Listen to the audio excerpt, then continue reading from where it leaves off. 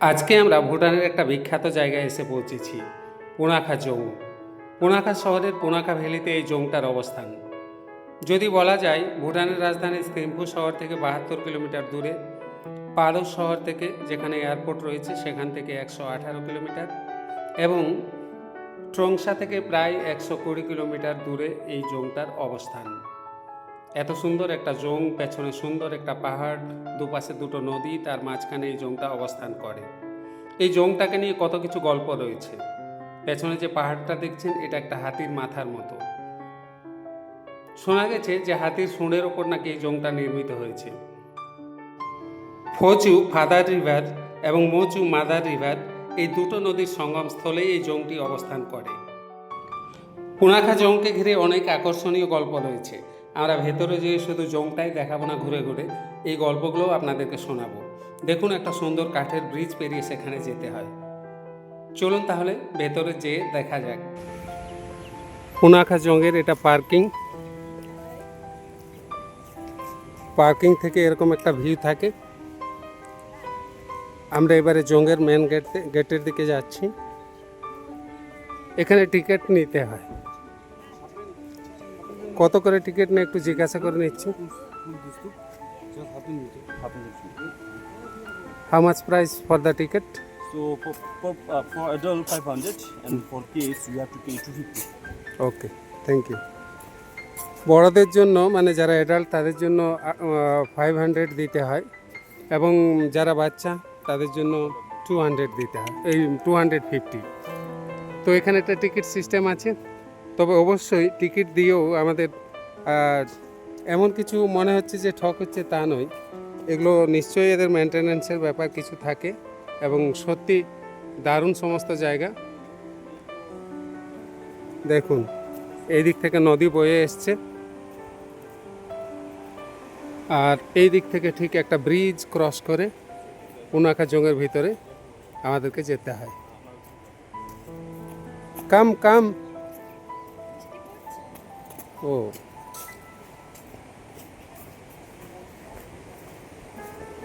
আমরা জংয়ের ভিতরে যাচ্ছি। Videography allowed? একটু জিজ্ঞাসা করে নিতে হচ্ছে। ওকে, ভিডিওগ্রাফি অ্যালাউড আছে কিনা সেটা আমাদেরকে জেনে নিতে হচ্ছে। এখানে টিকিট কাউন্টার আছে, আমরা এখান থেকে টিকিট কিনে নিয়ে এবারে পুনাখা জংয়ের ভেতরে যেয়ে দেখব। যতদূর ভিডিওগ্রাফি অ্যালাউড আছে ততদূর আমরা দেখতে পারবো বা দেখাতে পারবো। তো আগে টিকিটটা কিনে নিই। ওকে, যাক, টিকিট কাটা হয়ে গেল। আমরা 4টা টিকিট কেটেছি। দেখুন, এই 4টা টিকিটের মূল্য যারা কিডস তাদের জন্য 250 টাকা, এবং যারা বড় তাদের জন্য 500 টাকা করে। গাইডের কোনো টিকিট লাগে না অবশ্য। তো দেখুন, এই টিকিট কেটে আমরা এবারে ভিতরের দিকে যাচ্ছি।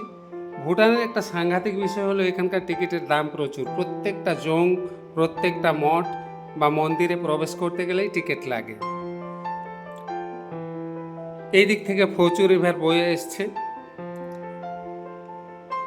এবং এই সুন্দর একটা ব্রিজ ক্রস করে দেখুন ওই দিকে চলে গেছে নদী বয়ে, যে এই জংয়ের ধার ঘেঁষে নদীটা বইতে বইতে চলে গেছে একটু ওপাশে, যে মোচু রিভার মানে মাদার রিভার যেটা, তার সাথে মিশে গেছে। নদী বয়ে চলেছে আপন মধুর বেগে। কি সুন্দর কাঠের সেতু, শান্ত স্নিগ্ধ পরিবেশ। এখানে একটা কুকুরও কত শান্তিতে ঘুমিয়ে থাকতে পারে। যতদূর চোখ যায় মন ভরে যায়, প্রাণ জুড়িয়ে যায়। এত সুন্দর একটা দৃশ্য। একে তো ভুটানে নেই কোনো দূষণ, নেই কোনো কোলাহল। কি সুন্দর একটা কাঠের সেতু। এই সেতু বেয়ে আমরা পেরিয়ে যাচ্ছি মেন এন্ট্রান্সের দিকে। এটা হচ্ছে পরিসর। মূল প্রবেশদ্বারের সামনেই দুটো পতাকা রয়েছে লম্বা খুঁটিতে। এই পতাকাগুলো এদের ধর্মীয় ঐতিহ্যকে বহন করে, দেখলেই বোঝা যায় অবশ্য। দুটো খুঁটিতে 2 রকমের পতাকা রয়েছে, তার মানে এগুলোর তাৎপর্যও 2 রকম। আমরা মূল প্রবেশদ্বার দিয়ে ভেতরে আসলাম। কত সুন্দর রং করা, কারুকার্য করা রয়েছে চারপাশটা।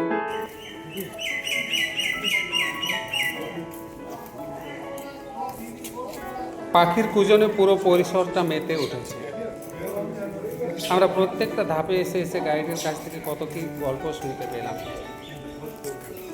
পুরো পরিসরের কাঠের কাজ এবং স্থাপত্য কীর্তি দেখে তো আমরা মুগ্ধ হয়ে গেছি। এই যে এক একটা উপাসনালয় দেখছেন, এগুলোর এক একটা তাৎপর্য রয়েছে, ধর্মীয় এবং ঐতিহাসিক। এই যোগের প্রত্যেকটা ধাপের এক একটা গল্প আমরা এই গাইডের কাছ থেকে শুনতে পেলাম। इसको जलाता है ना, इसको बिना जला के इधर रखा है प्रिजर्व करके, जैसे अच्छा, अच्छा। मम्मी प्रिजर्व करते हैं ना, वही जैसे। এরা বলছে যে ইউনিফায়ার অফ দ্য কান্ট্রি ভুটানের যিনি, তার মরদেহটাকে এখানে প্রিজার্ভ করে রাখা হয়েছে, ঠিক যেমন মিশরের পিরামিডে মমি তৈরি করে রাখা হতো। গল্পটা কি সুন্দর, তাই না? এই কারণেই এই যে দেখছেন এই মেন বিল্ডিংটা, এটা এখানে কাউকেই প্রবেশ করতে দিচ্ছে না এরা। Install chair, जैसे हमारा first king, second king, fourth king and fifth king, they all are enthroned chairs. Enthroned is one of the important zone इसलिए। ইনি বলছেন আসলে যখনই কখনো রাজার কোনো রাজ্যাভিষেক হয়েছে তখনই তাকে পুনাখাজংয়ে আসতে হয়েছে, তাই জন্য পুনাখাজংয়ের একটা বিশেষ গুরুত্ব রয়েছে। পুনাখাজং আসলে ভুটানের দ্বিতীয় লার্জেস্ট এবং দ্বিতীয় ওল্ডেস্ট জং। এছাড়াও এই জংটির এই রাজ্যাভিষেকের তাৎপর্য এই জংটাকে বিশেষভাবে গুরুত্বপূর্ণ করে তুলেছে। 1637 সালে জাবদ্রুং নাগাওং নামগিয়াল এই জংটি নির্মাণ করেছিলেন।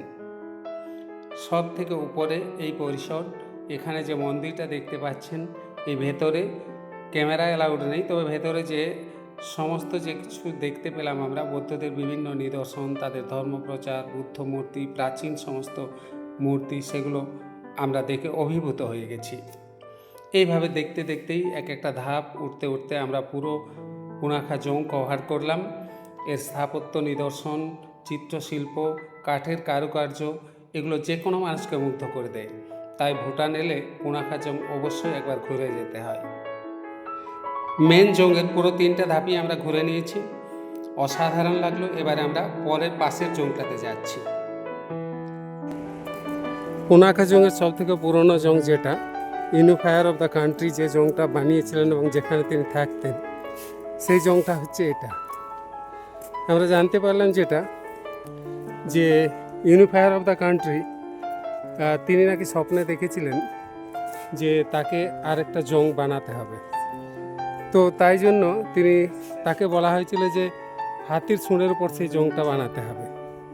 তো তিনি স্বপ্নে দেখার সাথে সাথে এই যে সামনে পাহাড় যেটা রয়েছে, সেই পাহাড়টাকে রিলেট করলেন হাতির সাথে, যেটা যদি হাতির মাথা হয়, দেখুন সত্যি এটা হাতির মতো, যেন হাতিটা শুয়ে রয়েছে, এটা হাতির মাথা।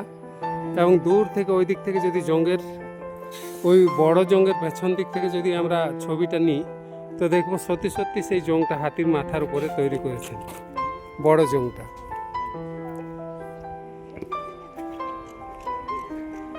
তো দুদিক থেকে নদী বয়ে গেছে এবং মাঝে এই পুনাখাজং এটা তৈরি হয়েছে। দেখুন এই বড় জংটাই হচ্ছে ইউনিফায়ার অফ দ্য কান্ট্রি, মানে কান্ট্রি, এদের দেশকে যে রক্ষা করে, দেশকে যিনি শক্তি দেন আর কি, মানে ইউনিফায়ার অফ দ্য কান্ট্রি বলছেন, বা পুরো দেশটাকে যিনি আগলে রেখেছেন, তিনি এই জংটাকে পরবর্তীকালে নির্মাণ করেছিলেন। এই হলো পুনাখাজং। পুনাখাজং সম্পূর্ণ কভার হয়ে গেছে। তবে এই যে গাছগুলো দেখতে পাচ্ছেন, শুনেছি যে এটা পুনাখাজং ঘুরতে আসলে অবশ্যই বসন্তকালে আসবেন, তখন চারিদিকটা ফুলে ভরে থাকে, রং বেরঙের ফুলে, দারুণ সুন্দর সুগন্ধি ফুলে, রং বেরঙের সৌন্দর্য, এগুলো অপরূপ সৌন্দর্য একটা দেখতে পাওয়া যায়। আসলে এখানে দুটো উৎসবও হয় সেই সময় পুনাখাতে, পুনাখা দ্রুপচেন উৎসব এবং পুনাখা সেচু উৎসব। এই দুটো উৎসবই আসলে মার্চ বা ফেব্রুয়ারি মাসে হয়ে থাকে।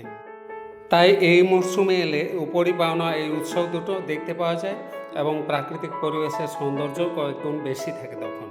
এটা ছোট জংটা, আর ওই দূরে এখান থেকে যেটা দেখছেন সেটা বড় জংটা। ভিডিওটা কেমন লাগলো অবশ্যই কমেন্ট করে জানাবেন। আর আমাদের পুরো ট্যুরটা যিনি অপারেট করেছিলেন, আমাদের ড্রাইভার তেনজিং এবং আমাদের গাইড টেন্ডিং, থ্যাংক ইউ।